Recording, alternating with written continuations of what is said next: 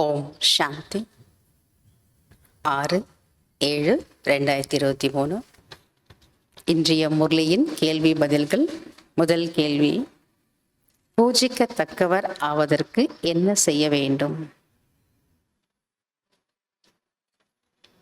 தந்தையே,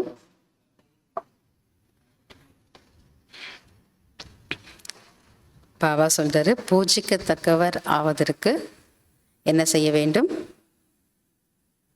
பூஜிக்கத்தக்கவர் ஆவதற்கு தந்தையை பின்பற்ற வேண்டும். Follow father. இரண்டாவது, சொர்க்கத்தை ஏன் சிவாலயம் என்று சொல்லப்படுகிறது?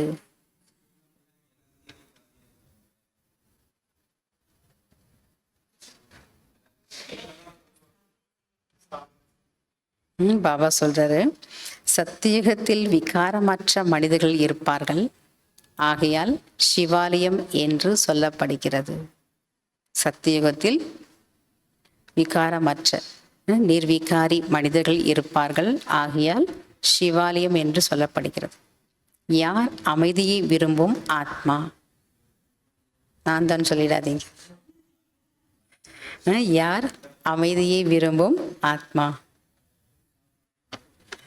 தனது மனதின் மூலம் சாந்தி குண்டத்தை வெளிப்படுத்தக்கூடியவர்கள்தான் அமைதியை விரும்பும் ஆத்மா ஆவார்கள். நாலாவது கேள்வி, பணிவுடைய ஆத்மாக்கள் எப்படி இருப்பார்கள்?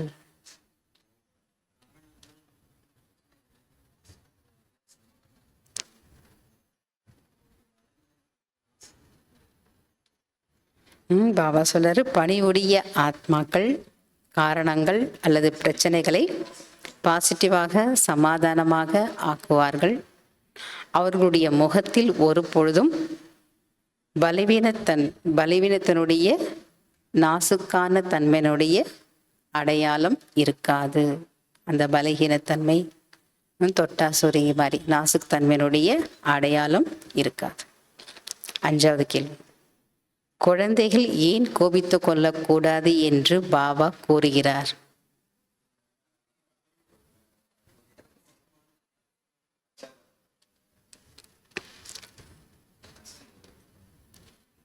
பாபா சொல்றாரு, கோபித்து கொண்டு படிப்பை விட்டுவிடக்கூடாது, இல்லை என்றால் நரகத்திலும் மோசமான நிலைக்கு போய்விடுவீர்கள் என்று பாபா கூறுகிறார். கோபித்து கொண்டு படிப்பை விட்டுவிடக்கூடாது, இல்லை என்றால் நரகத்திலும் மோசமான நிலைக்கு போய்விடுவீர்கள் என்று பாபா கூறுகிறார். ஆறாவது கேள்வி, பாபா அனைவருக்கும் எப்படிப்பட்ட எச்சரிக்கை செய்கிறார்?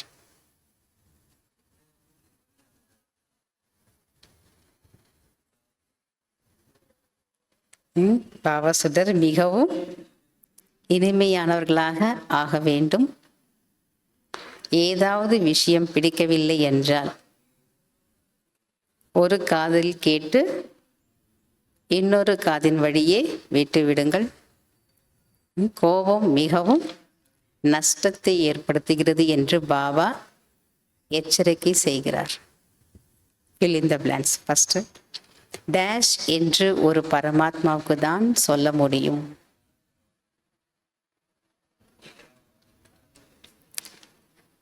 டேஷ் என்று ஒரு பரமாத்மாவுக்கு தான் சொல்ல முடியும். சச்சித் ஆனந்த சொரூபமானவர் என்று ஒரு பரமாத்மாவுக்கு தான் சொல்ல முடியும். இரண்டாவது, டேஷ் மூலம் சுத்தமான எண்ணங்கள் என்ற உணவை டேஷ் செய்யக்கூடிய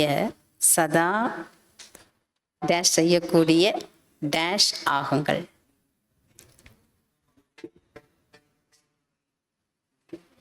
புத்தியின் மூலம் சுத்தமான எண்ணங்கள் என்ற உணவை ஏற்றுக்கொள்ளக்கூடிய அல்லது ஸ்வீகாரம் செய்யக்கூடிய சதா தூய்மையான அன்னப்பறவை ஆகுங்கள். புனித அன்னப்பறவை ஆகுங்கள். மூன்றாவது, நீங்கள் சிவ் பாபாவின் டேஷாக இருக்கிறீர்கள். நீங்கள் சிவ் பாபாவின் ஏஜெண்டாக இருக்கிறீங்களா? ஏஜெண்டா எத்தனை பேர் உருவாக்கி கொண்டாந்து கொடுத்துருக்கீங்க பாபா முன்னாடி. 4வது, தந்தையை வெளிப்படுத்த வேண்டும் என்றால் நீங்கள் டேஷிலிருந்து டேஷ் ஆகி காட்டுங்கள் என்று பாபா கூறுகின்றார். தந்தையை வெளிப்படுத்த வேண்டும் என்றால் நீங்கள் நரனிலிருந்து நாராயணாக ஆகி காட்டுங்கள் என்று பாபா கூறுகின்றார். 5வது, கடைசியில் டேஷ் போன்றவர்களுக்கு கூட டேஷ் அம்புதான் தைக்க வேண்டும்.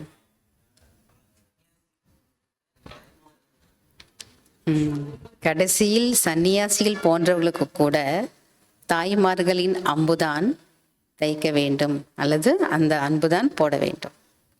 தாய்மார்கள் தான் என்ன பண்ணுவாங்க கடைசி நேரத்தில்? சகோதரிகள் தாய்மார்கள் தான் அம்பு போடுவாங்க. 6வது, அன்னப்பறவைகள் டேஷில் கூட அசுத்தத்தன்மையை ஏற்க மாட்டார்கள். அன்னப்பறவைகள் எண்ணத்தில் கூட அசுத்தத்தன்மையை ஏற்க மாட்டார்கள். யார் இந்த அன்னப்பறவைகள்? நான் தான் சொல்லணும் இல்லையா? ஒவ்வொருத்தரும் எண்ணத்தில் கூட அந்த அசுத்தத்தன்மை ஏற்றுக்கக்கூடாது, ஸ்வீகாரம் பண்ணக்கூடாது. அந்த அளவுக்கு புனித அன்னப்பறவையாக இருக்கும். அச்சா, ஓம் சாந்தி. தேங்க்யூ பாபா. இன்னைக்கு பாபா புது புது விஷயங்கள் நிறைய சொல்லியிருக்காரு. நிறைய ஹோம்ஒர்க்கு மிக மிக இனிமையானவர்களாக மாறணும். கோவப்பட்டு படிப்பெல்லாம் விட்டுவிடக்கூடாது.